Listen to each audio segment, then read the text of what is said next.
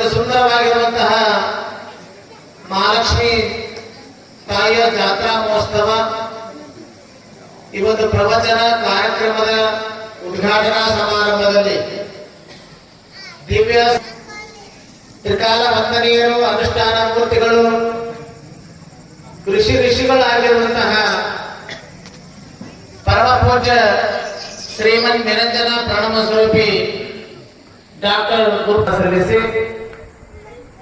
ಇವತ್ತು ಸುಂದರವಾಗಿರುವಂತಹ ಕಾರ್ಯಕ್ರಮದ ಕೇಂದ್ರೀಕೃತ ಆಗಿರುವಂತಹ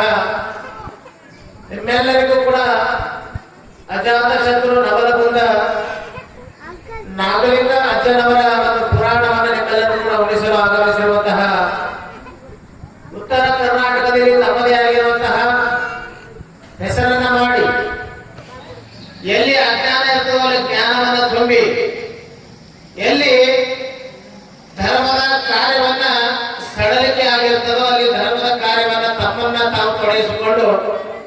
ಆ ಧರ್ಮವನ್ನ ಬಹಳ ಎತ್ತರ ಮಟ್ಟಕ್ಕೆ ಕೊಂಡೊಯ್ಯುತ್ತಿರುವಂತಹ